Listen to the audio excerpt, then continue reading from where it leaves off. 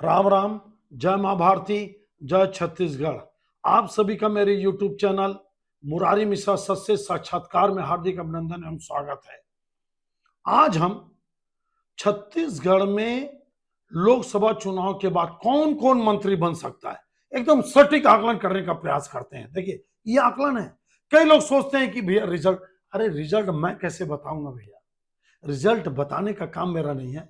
मैं आकलन और विश्लेषण करना चाहता हूं, उस पर खरा उतरना चाहता हूं, उस पर सटीक से सटीक मापदंडों के तहत सही उतरना चाहता हूं, जो गलत भी हो सकता है। आकलन और विश्लेषण कभी सच्चा परिणाम नहीं देते, लेकिन मैं कितना करीब पहुंचता हूं वो बहुत महत्वपूर्ण है। और जनता को मैं कितना सच्चाई से अवगत करा पाता हूं, पर्दे के पीछे की कहानी को घटनाक्रम होने के पहले बता सकता हूं, उसका मैं विश्लेषण करता हूं, प्रयास करता हूं। आपसे निवेदन कि आप मेरे सत्य साक्षात्कार चैनल को जरूर सब्सक्राइब कर लेंगे, लाइक शेयर और फॉरवर्ड करते रहेंगे। देखिए, मेरे लोकसभा के बाद कई वीडियो बन चुके हैं। अब आज एक सटीक आकलन करना चाहता हूं कि मंत्री कौन कौन बन रहा है या बन सकता है छत्तीसगढ़ में। पहला नाम निश्चित रूप से मान के चलिए आप गजेंद्र यादव जी का। यादव समाज से पहले भारतीय जनता पार्टी में बालोद के एमएलए थे, हुआ करते थे यादव जी, जो स्वर्गीय हो गए। मैं नाम भूल रहा हूं, वो मंत्री बने थे। मेरे को लगता है कि यादव समाज से इस मंत्रिमंडल में गजेंद्र यादव जी का नंबर लग सकता है। फिर मैं आपको बताया था, याद करना, लोकसभा के परिणाम खासकर दो नेताओं को बहुत दुविधा में डालते हैं, नुकसान करते हैं। और मेरे को लगता है कि शायद रीसफल में जब भी मंत्रिमंडल का पुनर्गठन होगा, क्या वो पंचायत चुनाव के बाद होगा, क्या वो नगरीय निकाय के बाद होगा, ये देखने वाली बात है। कौन हो सकता है? दो कौन? श्याम बिहारी जायसवाल जी निश्चित रूप से मान के चलिए, वो मैं पहले भी बोल चुका हूं, वो हट सकते हैं। और अरुण साव जी, वो भी हट सकते हैं। तो फिर बन कौन सकता है? हालांकि नाम लक्ष्मी रजवाड़े जी का भी आ रहा है, लेकिन मेरे को नहीं लगता, ये मेरा अपना आकलन है। भले लता सेंडी जी का नाम और आ जाएगा, लेकिन लक्ष्मी रजवाड़े जी, ठीक है, कुछ गलतियां हो रही हैं उनके परिवार के लोगों का इंटरफेरेंस के कारण, ये सुनी सुनाई बात है। लेकिन आपको मैं बता दूं कि श्याम बिहारी जायसवाल जी और अरुण साव जी, ये दो ऐसे नेता हैं जो लोकसभा में बहुत खराब प्रदर्शन किए। इसका वीडियो मैं बना चुका हूं। तो क्या सबसे ज्यादा मतों से जिताने वाले रायपुर के एमएलए मोतीलाल साहू जी, जो साहू समाज के बड़े नेता है, वो मंत्री बन रहे हैं? बिल्कुल। मेरा सत्य साक्षात्कार चैनल ये मान के चलता है कि गजेंद्र यादव और मोतीलाल साहू जी, ये दोनों मंत्री बन रहे हैं। देखते जाइएगा अब क्या होगा। बृजमोहन अग्रवाल जी की बयानबाजी आप सुन रहे हैं, ये इनको संगठन में बड़ा पद मिलने वाला था, लेकिन मेरे को लगता है कि अब शायद वो उससे भी कहीं मरहूम ना हो जाए। उनकी जो बयानबाजी है वो उनके इमेज को इतना डेंट कर रही है, इतना उनके व्यक्तित्व को नुकसान कर रही है कि मैं मंत्री रह सकता हूं, मेरे को आदेश देंगे तब मैं मंत्री पद छोड़ूंगा।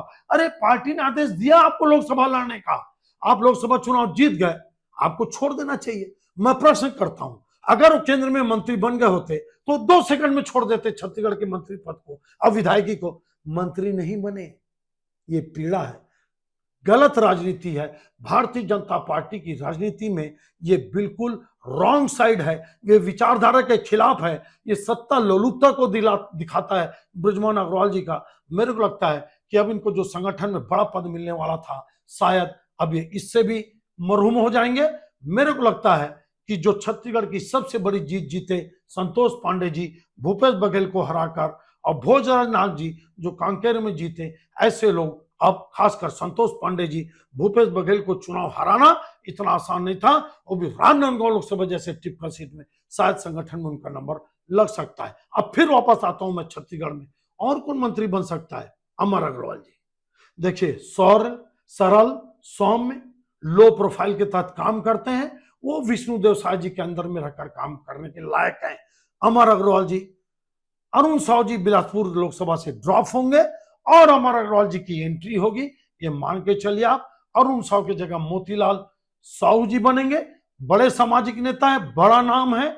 ये 3 नाम तो आप मान के चलिए। चौथा नाम में आप ले सकते हैं अजय चंद्राकर जी का और राजेश मूणत जी का। हालांकि राजेश मूणत जी के खिलाफ आज भी कार्यकर्ता पूरे प्रदेश के लगे हुए हैं उनके व्यवहार को लेकर। अब मैं नहीं जानता कि उनका व्यवहार कितना सुधरा, लेकिन मेरे को लगता है कि अगर राजेश मूणत जी और अमर अग्रवाल में किसका पलड़ा भारी है तो मेरे को यही लगता है कि अमर अग्रवाल जी इस मामले में ज्यादा फिट बैठते हैं और बिलासपुर से और अग्रवाल कोटा दोनों पूरा होता है और रायपुर से मोतीलाल साहू जी को मंत्री बनाकर वो भी कोटा पूरा होता है। और एक बड़े नेता के रूप में अगर एक जरूरत होगी तो अजय चंद्राकर जी की, लेकिन कुर्मी समाज से टंकराम वर्मा जी मंत्री बन चुके हैं। हालांकि टंकराम के खिलाफ बलौदा बाजार के कार्यकर्ता भयंकर नाराज हैं, बहुत आक्रोशित हैं, एक अलग विषय है, लेकिन उन्होंने लोकसभा में बहुत अच्छा रिजल्ट दिया। तो मेरे को नहीं लगता, कुल मिलाकर मैं आपको एक चीज बता सकता हूं कि गजेंद्र यादव जी, मोतीलाल साहू जी और अमर अग्रवाल जी, ये तीन का नाम पहला, और दूसरे में अजय चंद्राकर जी और राजेश मूणत जी, ये वेटिंग नंबर 2 और 3 लगभग फाइनल। ये मेरा आकलन विशेषण बोलता है। इंतजार करिए आप रिसफल में क्या होता है, क्या स्थिति बनती है। लेकिन इतना बता दूं मैं, लोकसभा के चुनाव में सबसे बड़ा नुकसान बृजमोहन अग्रवाल को जीतने के बाद, क्योंकि फिर वो वापस वो संगठन के खिलाफ चले गए, ये मेरा आकलन विशेषण है।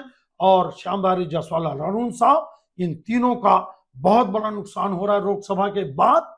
और उसके बाद इन सब की एंट्री आपका मोतीलाल साहू जी, अमर अग्रवाल जी और गजेंद्र यादव जी, और उसके बाद अजय चंद्राकर जी, राजेश मूणत जी। ये आकलन और विश्लेषण आपको कैसा लगा आप जरूर बताइए, और मेरे चैनल को लाइक, सब्सक्राइब और शेयर करते रहिए। आप सबको बहुत बहुत धन्यवाद। जय हिंद, जय छत्तीसगढ़।